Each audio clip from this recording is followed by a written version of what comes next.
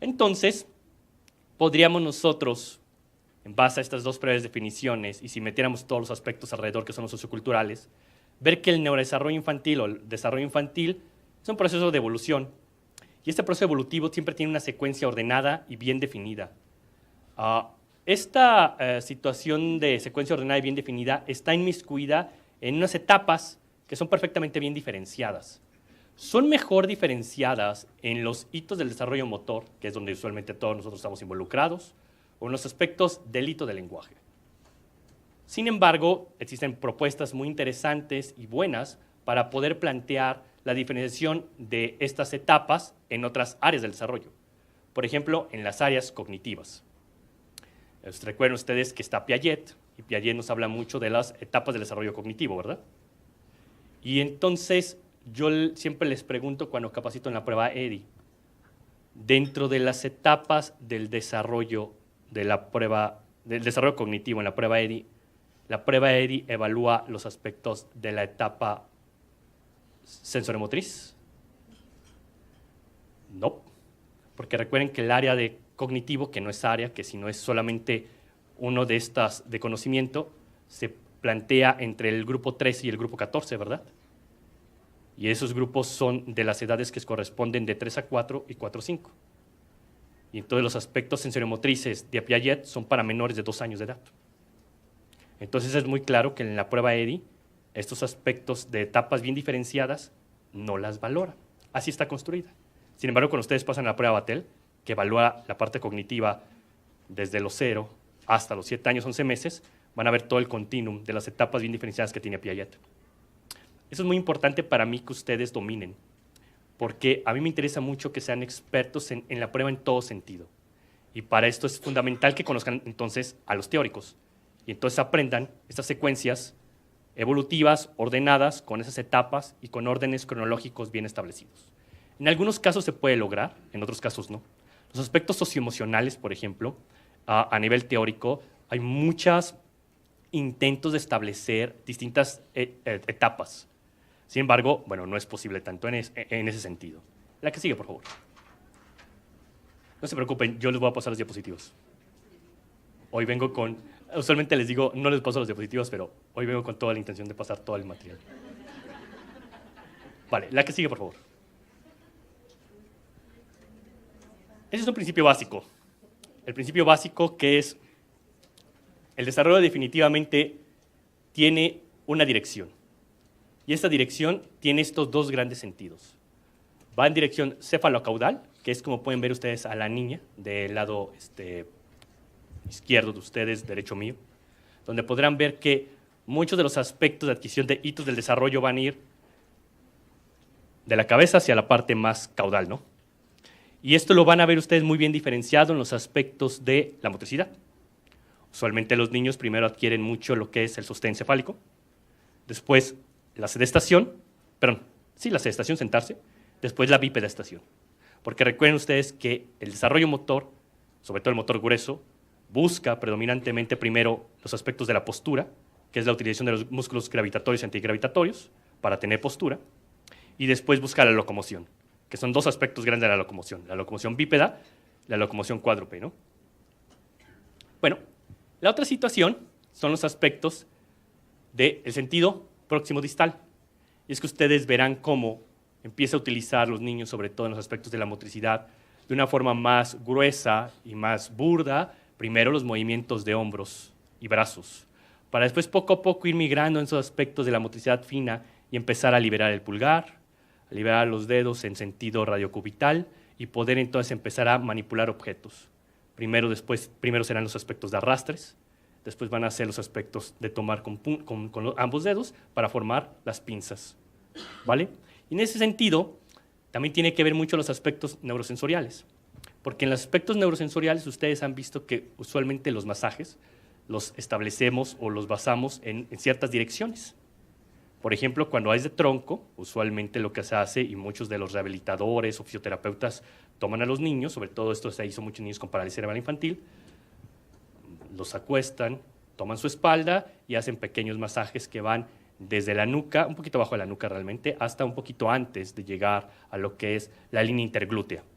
Ese es el sentido, porque buscan también hacer esta diferenciación cefalocaudal, no nada más en los aspectos de la motricidad, sino también en los aspectos sensoriales. Y de la misma manera, ustedes verán que muchos de los masajes y acciones de estimulación son próximo-distales. Es correcto. Entonces, este es un aspecto fundamental que ustedes deben dominar, la dirección, para que puedan entender la adquisición del hito, que se ve en la evaluación, como aplicar algunos aspectos de intervención como los masajes. Bien, la que sigue, disculpa. 4. Bien. Definitivamente ustedes tienen que ir viendo que otro aspecto fundamental del desarrollo infantil es que realmente, de primera instancia, las respuestas durante los primeros meses de vida de los niños son respuestas más de tipo reflejo o reflejos primitivos. Mucho de lo que ustedes deberían de empezar a aprender cuando estén evaluando es ver si la respuesta motriz realmente que nos dé el niño o otro tipo de respuestas está influido por una persistencia importante anormal de reflejo primitivo, o si realmente es porque el niño no puede realizar la acción o realmente no la está realizando por esta persistencia importante del reflejo. Verán, en un inicio, sobre todo los primeros 9 meses de vida, pero más predominantemente los primeros 6 meses de vida, el control del niño en los aspectos de la motricidad y el tono muscular está muy dado por las estructuras subcorticales. ¿Qué son las estructuras subcorticales? Son todo aquello debajo de la corteza cerebral y que no incluye cierta parte de los núcleos de la base, es decir, el tallo cerebral. El tallo cerebral tiene muchas estructuras que en los primeros meses de vida están continuamente descargando y que ante ciertas posturas o movimientos de los niños van a presentar estas reacciones reflejas. Un buen ejemplo de esto es el reflejo de Moro. Ustedes saben que cuando yo tengo un niño acostado, levanto un poco los brazos y lo suelto, hace esta respuesta durante los primeros 3 meses, a partir del cuarto empieza a disminuir para desaparecer en el sexto. De la misma manera está el tónico asimétrico del cuello, ¿no? Giro la cabeza del niño y tiene la postura de espadachín. Vale. Esto es fundamental que ustedes lo sepan, porque hay casos en los cuales los niños, ustedes los estarán evaluando en la prueba EDI, en la motricidad gruesa en los primeros meses de vida. Y entonces tendrán a niños que los van a acostar boca abajo, en decúbito ventral, para valorar si realmente el niño puede levantar la cabeza y despegarla de lo que es la cama de exploración. En ocasiones, cuando ustedes acuestan a algunos niños, van a ver que en automático ya tienen despegada la cabeza. Y eso no significa que tenga un adecuado desempeño en el cual tiene muy buena fuerza y control de los músculos extensores del cuello. Lo que significa aquí no es que está haciendo la maniobra. Lo que significa esta postura de entrada que estoy acostándolo y tiene ya la cabeza así levantada, habla de un incremento del tono muscular en los músculos del cuello, en los extensores del cuello, y esto está dado porque hay un control muy importante de las estructuras subcorticales en este momento. Muchos de los masajes y acciones que ustedes hacen de estimulación busca que a través de las acciones táctiles empiece a migrar el control del tallo cerebral hacia la corteza, porque cuando migro yo este control del tallo cerebral hacia la corteza, se libera entonces el movimiento de los niños. Ustedes se pueden dar cuenta que estos niños, característicamente entre los primeros 6 meses, que los ven ustedes, que los cargan las mamás y están tiesos, y yo siempre les digo, en ocasiones tiene esta postura de luchador olmeca, que se ven así tiesos y que cuando los bajan se mueven como en bloque, son niños que son poco estimulados. Se nota mucho porque son niños que no tienen esta libertad de movimiento que pueden ustedes poco a poco empezar a aprender a ver, y que se caracteriza porque son niños que usualmente alguien más los tiene en el cuidado. En su cuidado hay alguien más que no es la mamá usualmente, o puede ser una mamá muy poco experta. ¿Por qué? Porque los ponen atrás, los ponen adelante, no los tocan, no hacen masaje, y ante esta falta de contacto táctil que no tiene este niño, el incremento del tono muscular lo que ocasiona es que pues esté tieso. Cuando estoy tieso y tengo gobierno de mis núcleos de la base, de mis núcleos de la base o del tallo cerebral, y mi corteza no está funcionando, no está actuando como debería de actuar, pues persisten estos reflejos primitivos. Y la persistencia de estos reflejos primitivos hace que no tenga un movimiento voluntario adecuado. ¿Qué es lo que debe de pasar en la vida normal? En la vida normal, los primeros meses ustedes, por eso en la prueba EDI, valoran muchas señales de alarma y de alerta basados en reflejos primitivos, porque deben de estar presentes. Y conforme nos vamos alejando de los 3, 4 meses hasta los 6, ya deberían de haber desaparecido. Por eso se vuelven como señales de alarma, la persistencia de estos. Vale. Entonces, esta situación de reflejos primitivos van desapareciendo para permitir motricidad, les tiene que dar 2 lecciones. Para la parte evaluativa en el modelo, que es la parte de la prueba EDI, explica perfectamente por qué al principio evaluamos reflejos y conforme va pasando el tiempo, evaluamos que estén ausentes. Y por otro lado, esta parte de los reflejos a ustedes les permite entender por qué muchas de las primeras actividades de los grupos de edad del modelo del componente educativo están basados también en mucho contacto táctil y masajes con los niños, porque busca hacer que esta migración de disminuir los reflejos primitivos y aparezcan las acciones motoras definidas se dé de la mejor manera. Entonces, este principio se encuentra también en los 2 componentes del modelo. La que sigue. La que sigue. Esta es clásica y esta es la situación por la cual realmente mucho de la estrategia nos basamos. No todos los niños van a alcanzar los hitos del desarrollo en la misma edad. Recuerden ustedes que como evaluábamos el desarrollo infantil de primera instancia hace muchos años era tablas muy establecidas de una edad. Sostén cefálico, 3 meses. Sedestación, 6 meses. Cuando en la vida real no es así el comportamiento del desarrollo de los niños. Los niños se mueven a través de una cosa que se llama canal del desarrollo. ¿Ustedes recuerdan el canal de crecimiento que hacen los nutriólogos? Que van sobre unos rangos. Podríamos decir que son estos rangos de desarrollo normal. Ustedes grafican el peso, la talla, el perímetro cefálico entre líneas de desviaciones estándar. El desarrollo puede ser visto así. No hay tablas todavía construidas así, pero una amiga mía, que es del Banco Interamericano de Desarrollo, que se llama Marta Rubio Codina, que es la que llevó el piloto de Colombia, junto con Sally McGregor, quieren construir una tabla así. A mí se me hace una idea brillante, muy interesante, muy difícil de llevar a cabo también. Cuando uno se mueve en este rango llamado canal del desarrollo, nosotros definitivamente estamos adquiriendo bien los hitos, pero con un amplio rango que me dice, vale, yo lo adquirí a lo mejor un poquito antes, a lo mejor el otro lo adquirí un poquito después, pero es dentro de lo normal o esperado. Por eso la prueba EDI son de rangos de edad. Una pregunta muy característica que hacen los muchos médicos generales cuando empiezan a aprender la prueba EDI es ¿por qué no es como otras de que en esta edad adquiere y en esta no? ¿Por qué son grupos de edad y por qué son 14, etcétera? Bueno, es porque la prueba está construida para que estos 14 grupos de edad sean canales del desarrollo, que permite ciertas edades para adquirir estos hitos. Sin embargo, como hay un buen principio, que no les traigo la diapositiva, esta diapositiva la pongo mucho cuando doy la plática de Battelle, mientras más lejos yo me encuentre de la media de adquisición de hitos del desarrollo, es más factible que yo tenga un problema en el desarrollo. Ejemplo, supongamos que en estas tablas, que son estas líneas que son desviaciones estándar, por eso la importancia para mí de que ustedes en el Battelle manejen los puntajes y también manejen las desviaciones estándar, les va a ayudar a entender muchas cosas. Si esta línea, yo la considero que es la división estándar 0, que es la línea de la media, y yo me paso hasta menos una desviación de 0 a menos 1, pues es normal, ¿no? Como es de 0 hasta 1, desviación estándar. Pero cuando yo me encontraría entre menos 1, perdón, aquí es menos 1. Si yo me encuentro, no, sí, aquí es menos 1. Si es de menos 1 hacia acá, que es menos 2, pues definitivamente es una desviación del desarrollo, que en medio, si yo le pongo aquí que es menos 1.5 desviaciones estándar, esta zona es la que tiene más riesgo de caer al retraso en comparación a esta, que se puede mantener aquí, con una pequeña desviación, pero sin ser realmente un retraso real. Cuando yo paso esta línea, que es la línea de menos desviaciones estándar, y yo caigo por debajo de esta, definitivamente ahí tengo un retraso en el desarrollo. Entonces, mientras yo me aleje más de la edad media que los niños adquieren el hito del desarrollo, es más fácil que yo tenga un problema. Esto lo pueden ver este principio en por qué los evaluamos, tanto con la prueba EDI como con la prueba Battelle.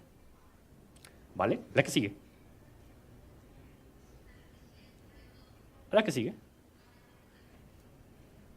Ahí déjalo. Y hay otra cosa interesante. Una cosa es ver el desarrollo de los niños en un desarrollo global, que otra cosa es ver cada área del desarrollo de forma específica. Porque no es lo mismo una situación donde yo tengo un retraso exclusivo de los aspectos de la comunicación que un retraso en todo el cociente total del desarrollo. Cuando yo tengo una área afectada, preferentemente debería de pensar en alguna enfermedad o causa que me está afectando de forma exclusiva a esa área. Un buen ejemplo es, si yo tengo un retraso significativo en la área de la comunicación, donde tengo un puntaje menor a 70, y además veo que en mis subdominios el puntaje escalar de la parte de comunicación receptiva es 1 o es 2, pues y estoy viendo que también la parte expresiva es muy baja, pero tiene cierta preferencia por la parte de comunicación receptiva, lo primero que debería de pensar es en un problema de hipoacusia o en un problema de sordera. Sin embargo, el que yo vea un retraso global, un cociente total de desarrollo bajo, es decir, todo el complejo total, me habla más de un problema encefalopático o de un daño más masivo en el cerebro. Y es por eso que tienen ustedes que ver que los niños tanto no avanzan de forma muy igual o simétrica en todas sus áreas del desarrollo, como que también las enfermedades o los patrones de las mismas tienen comportamientos distintos en las distintas áreas del desarrollo. Y en esta parte se aplica mucho para la parte del batel. A mí me gusta mucho jugar y me mandan muchos batels de todos lados del país. Tengo la fortuna de estar opinando luego de muchos batels de todos lados, donde por fortuna me mandan historias clínicas o a veces tengo que hablar por teléfono para poder establecer un poquito de qué se trata el niño, qué antecedentes tiene, etcétera. Y podemos llegar a conclusiones diagnósticas o presunciones diagnósticas relativamente tempranas ante estos perfiles en los cuales vemos que ciertas enfermedades tienen cierta afección por algunas áreas, como hay otras enfermedades que tienen afecciones más globales. Bien, ¿la que sigue? Y entonces, deben de recordar ustedes también el principio que el desarrollo infantil va de lo simple a lo complejo. Y cuando ustedes van evaluando en los aspectos de desarrollo infantil, usualmente cuando uno capacita en el batel, siempre va encontrando que lo más importante para hacer una buena aplicación del batel es entender el objetivo claro que tiene el hito que vamos a evaluar. Porque cuando son niños muy pequeños, evaluamos respuestas muy sencillas visuales, auditivas, muy de respuestas muy acotadas a alguna reacción, pero conforme va avanzando el niño, estas áreas del desarrollo, estas respuestas o hitos del desarrollo de la misma área o de distintas, se van entremezclando. Y este entremezclar hace un poquito más compleja la parte de evaluación. Claro, siempre y cuando no tengan claro qué es lo que busca evaluar este ítem en la prueba Battelle o una prueba EDI.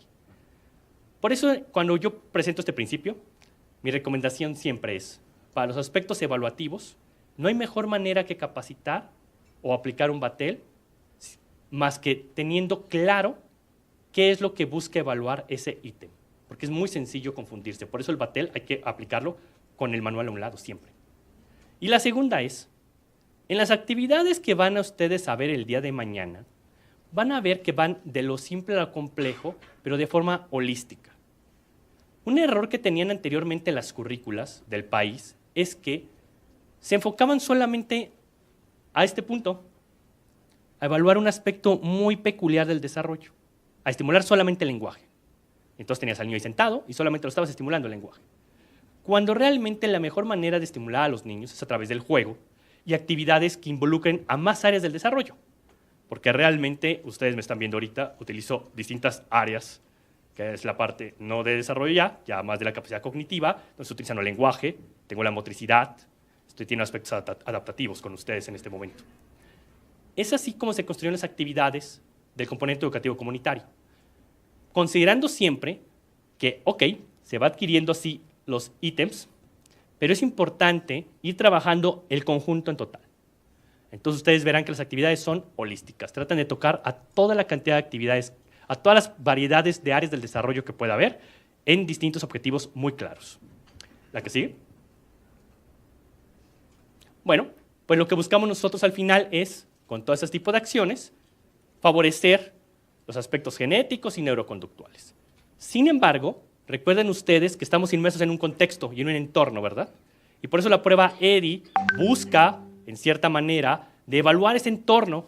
¿Y cómo es que evalúa un poco ese entorno la prueba EDI? Pues a través sobre todo un poquito de los factores de riesgo biológico, que son antecedentes, en cierta manera, de las circunstancias del momento del nacimiento del niño. Nosotros en el componente educativo comunitario lo que buscamos es a través de las prácticas de crianza, donde nos enfocamos en algunos aspectos de conocimiento, mejorar el entorno familiar del niño para que, además de hacer actividades de estimulación que favorezcan estos aspectos de forma muy puntual, el entorno cambie, mejorando la familia y mejorando los aspectos del niño. La que sigue. Sin embargo, nosotros encontramos a los niños en un momento o en un punto de su vida. La prueba EDI, por ejemplo, que ustedes están aplicando, o la prueba Battelle, identifica al niño en este momento con ciertas características socioambientales, genéticas, conductuales y del desarrollo.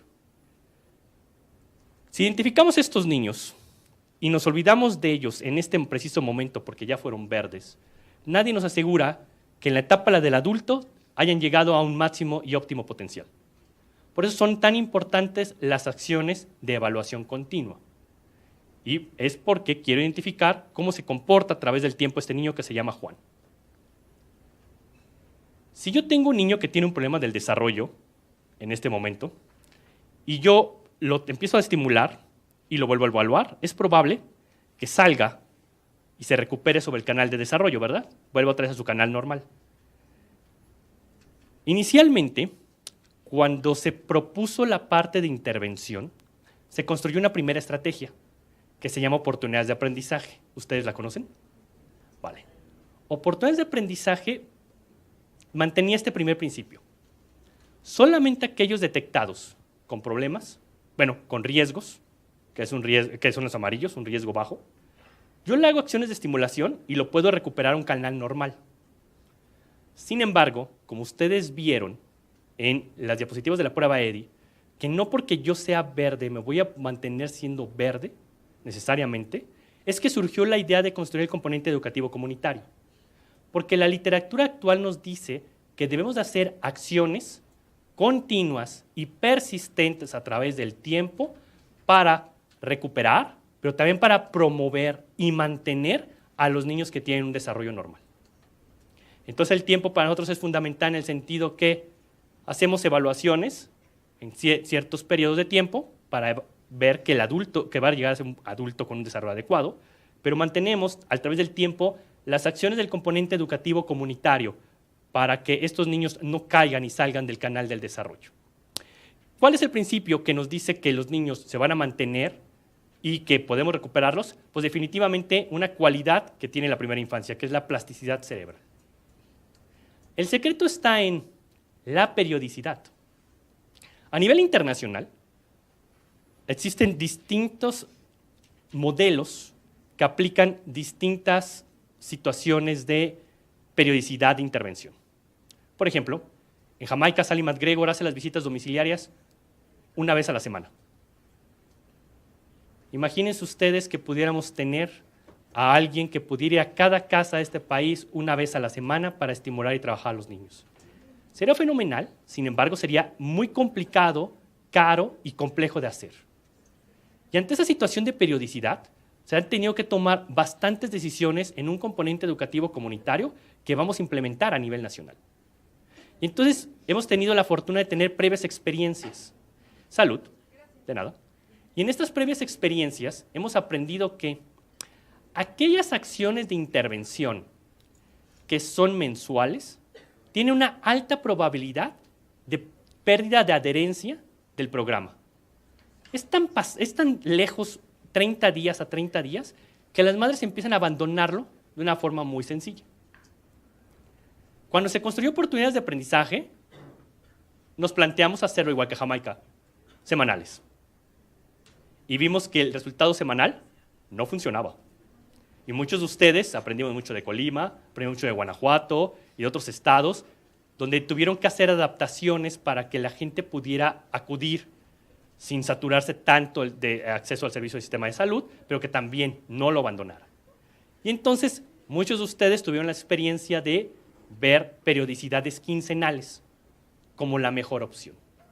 Cuando nosotros construimos entonces la currícula del componente educativo comunitario, la opción que dejamos para la parte del binomio, es decir, madre-niños, fue quincenal y tuvimos buena adherencia al programa. Entonces, ustedes saben en estos aspectos de tiempo que existen edades obligatorias de aplicación de la prueba EDI, que están basados en norma oficial mexicana.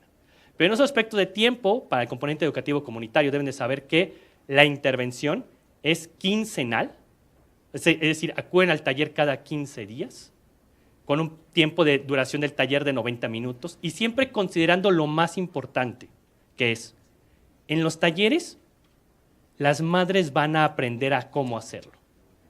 Lo importante es que la madre, cuando haya aprendido esto, tiene que estarlo replicando continuamente en casa. Porque por más que yo lleve a un niño una vez a la semana y después de ahí deje de trabajarlo, no va a tener un buen resultado como aquel niño que continuamente está siendo estimulado por el padre, o la madre, o el cuidador.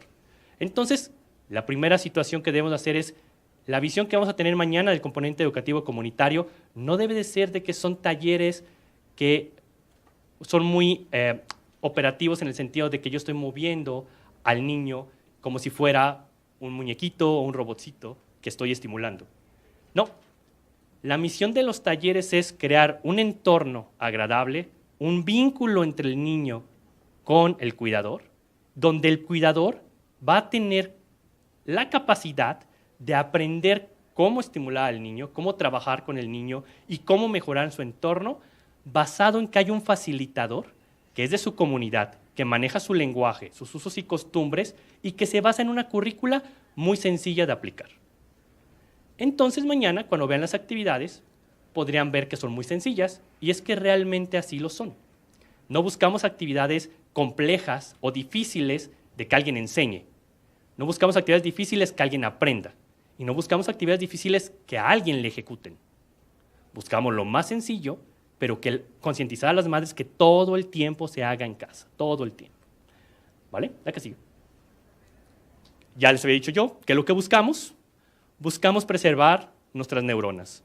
Buscamos que realmente nuestras neuronas, sobre todo de las partes de la corteza prefrontal, que es esta parte del cerebro, que es la parte de las neuronas de la gran capacidad cognitiva, y la ejecución y la planeación, sean así de bonitas y no estén así, o que nuestras neuronas de las regiones amigdalinas, que es en la parte del lóbulo temporal más medial, más interno, que tiene que ver mucho con la atención y memoria, sobre todo más con la memoria, o las regiones orbitofrontales, que es el piso de nuestro cerebro, tengan buenas neuronas, para que podamos adquirir nosotros hitos del desarrollo de forma adecuada.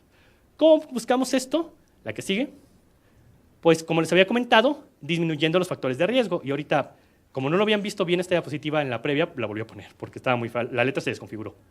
Recuerden ustedes que creemos nosotros que los principales factores de riesgo que nos estamos encontrando a nivel poblacional, que no los hemos medido, pero es muy factible que sean estos, son que los padres tienen poca enseñanza o adiestramiento para el cuidado adecuado de los niños, así como los padres tienen también pocas habilidades adecuadas para estimular a los niños. ¿Qué hay que hacer? Enseñarles y ayudarlos en este proceso y en este camino. Bien, la que sigue. Regresa una. ¿Puedes darle clic al video? No. Ahí hay un video, si le pueden dar clic. Definitivamente, el desarrollo del niño está muy relacionado con el desarrollo del sistema nervioso central. Lo que ustedes están viendo es el plegamiento del tubo neural que se da en el primer mes de vida. Entonces, definitivamente, muchos de los aspectos del desarrollo de los niños y el sustrato físico, que es el sistema nervioso central, se forma desde el embarazo. Entonces, hay mucho sentido de que nosotros estemos haciendo acciones de estimulación en nuestros niños, donde nosotros podemos ver que está la médula, que está nuestro cerebro, donde tiene una dilatación telencefálica importante, que van a ser nuestros dos grandes lóbulos. Vean ustedes cómo se va a incluir esta parte que van a ser otra parte de las estructuras, que es más como las estructuras diencefálicas.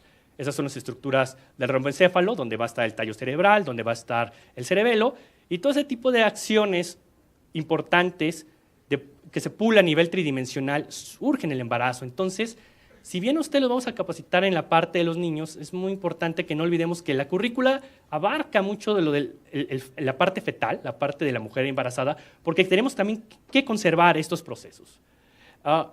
Durante la formación del sistema nervioso central, que va a ser el sustento donde se van a llevar o depositar los hitos del desarrollo, deben recordar que hay una formación de neuronas, que esta formación de neuronas que se lleva de la parte más interna de nuestros cerebros y que van a empezar a migrar hacia afuera para formar la corteza cerebral, viajan a través de unas células que le llamamos nosotros células de la glía, se van a empezar poco a poco a depositar en los lugares que le correspondan para que tengan la forma de lo que nosotros sabemos que es una neurona, que es decir, que tenga un cuerpo, que tenga un axón y que tenga dendritas. Y en estos procesos va a haber intercomunicaciones entre ellas, que se va a formar los procesos de sinaptogénesis, y estimular a los niños en los primeros 5 años de vida, porque sigue habiendo procesos de sinaptogénesis todavía en los primeros 5 años de vida, lo único que va a buscar hacer es fortalecer estas uniones que debe de haber entre distintas neuronas.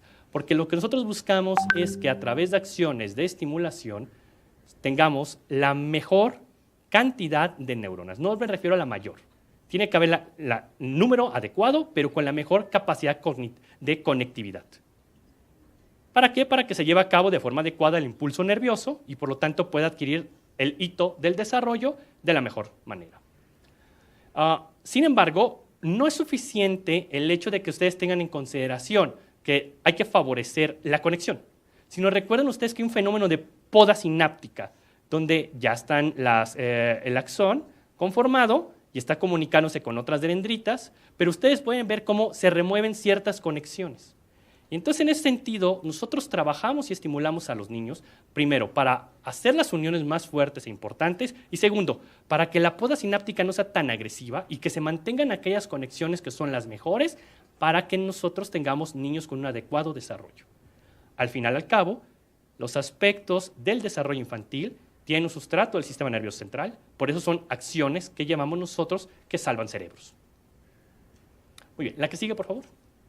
Hay grandes procesos en este sentido, desde el nacimiento hasta la vida adulta, y si ven realmente los procesos de sinaptogénesis, es decir, formación de sinapsis, siguen dándose desde lo que es prácticamente el segundo trimestre de la gestación hasta momentos antes de la adolescencia. Y hay otros procesos madurativos del sistema nervioso central que se dan todavía en la etapa del adulto. Por eso es tan importante mantener acciones continuas durante toda la primera infancia. ¿Por qué soy tan insistente en esto? Porque cuando yo me enfrento ante los sistemas de salud y me dicen, doctor Vargas, ¿usted cree que vamos a poder llevar una estrategia que actúe sobre todos los niños durante por lo menos desde la gestación, que es desde el quinto mes de gestación, hasta por lo menos los 3 primeros años de vida? Es que son muchísimos niños y es algo muy continuo. En el embarazo a nivel mensual y a nivel de los niños es quincenal. Sí, estamos pidiéndole a los servicios de salud algo muy exigente. Sí, yo entiendo que les estamos pidiendo algo que es demandante en el sentido de tiempo y de planeación. Sin embargo, tiene un sustrato claro a nivel biológico para cuidar los cerebros de todos nuestros niños en este país. Los procesos de formación de sinapsis, los procesos de apoptosis, que es esta parte de poda sináptica, ellos no descansan, ellos no van a descansar, se van a estar presentando continuamente. Entonces necesitamos hacer acciones continuas para que esto sea lo menos agresivo y sea lo más favorecedor posible. La que sigue. Y vean ustedes, mientras más pequeños son los niños, los cambios que tiene la corteza cerebral son más grandes y agresivos. Vean ustedes cómo ciertos procesos, como son, por ejemplo, que migren las neuronas, que se hagan más, que es proliferar, que empiecen a tener conexiones sinápticas, que es la arborización de la sinaptogénesis, y que empiecen a tener mielina, son bien importantes en el periodo de la gestación y siguen manteniéndose así por lo menos los primeros 5 años, altos en el sentido de que se están llevando en un porcentaje máximo todo el tiempo. Por eso es tan importante no descansar estos primeros años, desde la gestación hasta los primeros 5 años, porque definitivamente estos procesos están en su máximo tope y necesitamos estar favoreciéndolos continuamente. Estrategias futuras muy probablemente lo que van a hacer es ver más allá de los 5 años de edad y empezar a ver cómo trabajar con los chicos adolescentes, con los escolares, perdón, y luego con los adolescentes, porque sigue habiendo cambios en la configuración de su corteza cerebral. ¿La que sigue? Nosotros en el cerebro siempre pasamos de acciones sencillas a acciones más complejas, siempre de aspectos muy separados entre sí a aspectos más interrelacionados entre sí. Quiero que vean, por ejemplo, cómo actividades evocadas y actividades específicas, los aspectos de latencia y amplitud, así como su fuerza, van a conjuntarse en acciones especializadas de ciertas áreas. Pero lo que más me importa es que vean esta parte de redes neuronales, lo que llamamos nosotros el conectoma cerebral. Actualmente, lo que ustedes están haciendo con sus niños, al estimular y trabajarlos con ellos, es están favoreciendo un buen conectoma. Cuando están evaluando niños, lo que ustedes están evaluando es, en cierta manera, su conectoma cerebral a nivel de desarrollo infantil. Lo que buscamos es que estos conectomas, que son muy sencillos porque tienen pocas comunicaciones al inicio, se hagan igual de complejos de esta naturaleza para que podamos nosotros tener adultos óptimos. Por eso es tan bonita la estrategia, porque ustedes están trabajando realmente las redes neuronales de los niños y realmente además están preservando su material genético. Ustedes están haciendo neurociencia pura. Vale, la que sigue. Bueno, ustedes saben estos aspectos de las distintas funciones que se van llevando, los aspectos neurosensoriales, los aspectos del lenguaje, los aspectos cognitivos de las funciones cognitivas o capacidad cognitiva. La que sigue. Y cuando nosotros sabemos eso, vemos, por ejemplo, esta parte de los periodos críticos, una propuesta de Gillian Doherty del 97, vemos cómo tiene muchas situaciones interesantes su propuesta con respecto a lo que son los grandes periodos de críticos y sensibles. Vean cómo le damos un aspecto muy importante a los aspectos visuales, en lo que son los primeros años de vida, perdón, y después vamos viendo cómo esos aspectos neurosensoriales, por ejemplo, me permite mucho migrar a los aspectos de control emocional porque el niño va aprendiendo a tener cierto control emocional basado mucho en la observación, gracias, en la observación del rostro del adulto o con quien va interaccionando con el adulto. Entonces, estos periodos van muy interrelacionados entre sí. Si yo escucho, por ejemplo, pues por supuesto que yo puedo tener un desarrollo más del lenguaje adecuado. Aquí fueron los periodos muy neurosensoriales de visión y audición y vean cómo esto me permite que se desarrolle el periodo del lenguaje. Y si yo adquiero lenguaje, también adquiero la parte de simbolismo, ¿no? Que son los símbolos del lenguaje y más adelante los símbolos matemáticos, que se van presentando poco a poco después. Entonces, vean, por ejemplo, acá está la parte de cantidad, una vez que ya aprendí los símbolos. Entonces, todo esto está interrelacionado entre sí.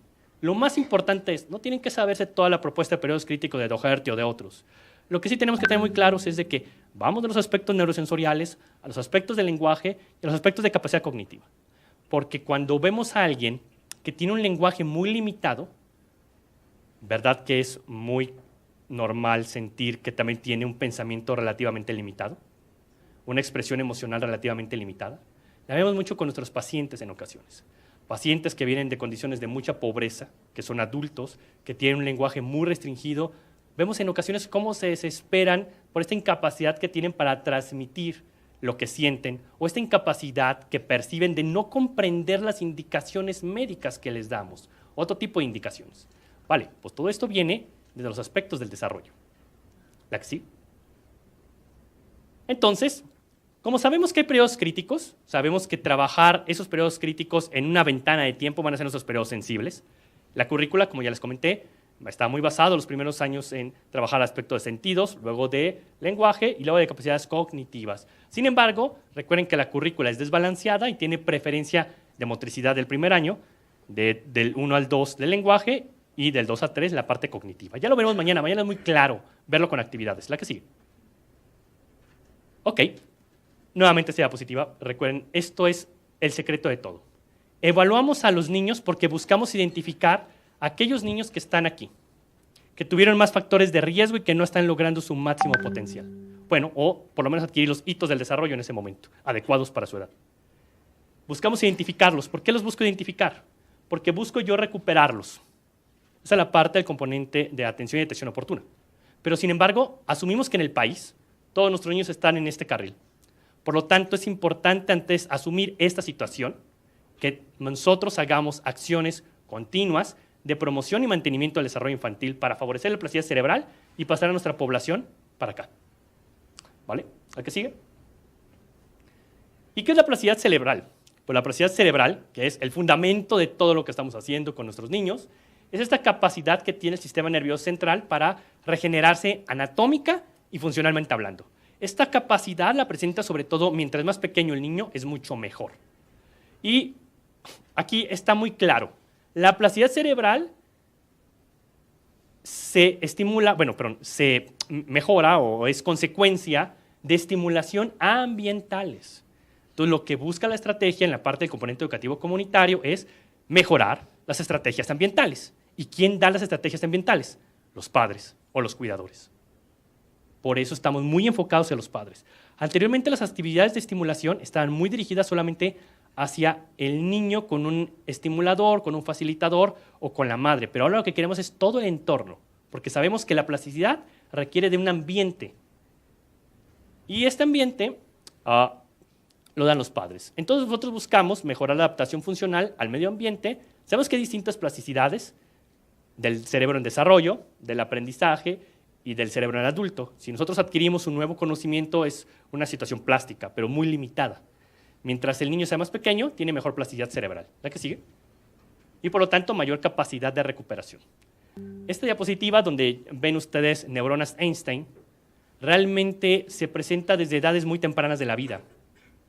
Y estas edades muy tempranas de la vida, me refiero a los primeros años, al primer año de vida prácticamente. Estas neuronas que ustedes están viendo de forma circular, que están aquí, son esas neuronitas que ustedes vieron en el video que migraron, como una bolita que se fue sobre la célula radiada. Cuando llega a su destino, se transforma en esto, en una neurona Einstein bebé. Ahí está, chiquitita, esperando a tener la mayor cantidad de conexiones posible. Ustedes vieron cómo empezaron a girar estas neuronas y empezaron a sacar bracitos, que son realmente el axón y las dendritas. Y en útero se forman estas neuronas. Neuronas ya relativamente adultas, con cierta cantidad de cabello, ¿verdad? Manifestada por un axón y dendritas. Si nosotros favorecemos un ambiente estimulante, donde desde el útero le cantamos, le hablamos, sobre todo cantamos, hablamos, lo deseamos, disminuimos el estrés materno, etc., vamos a favorecer que estas neuronas sean, cuando nazcan nuestros niños, verdaderas neuronas Einstein. Véanlas, bigotonas, barbonas, con mucho pelín, y vean ustedes con un buen axón y bastantes dendritas.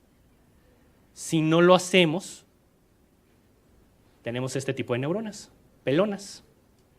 Y esto es la misma constante durante los primeros 6 y el año de vida.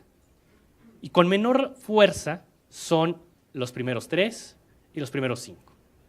Todos queremos que nuestros niños en el país tengan neuronas Einstein. Y entonces lo que tengo que hacer yo es trabajar duro, intensamente, durante el nacimiento, la gestación y los primeros 5 años de vida. ¿Vale? Buscamos esto. El problema es de que todo el mundo cuando le presento esta diapositiva ve un Einstein aquí y dice, este es un adulto. No. Estas neuronas Einstein las tenemos desde tan chicos. ¿Vale? Como desde el nacimiento. La que sigue, por favor. Pues muy bien. Eso es todo.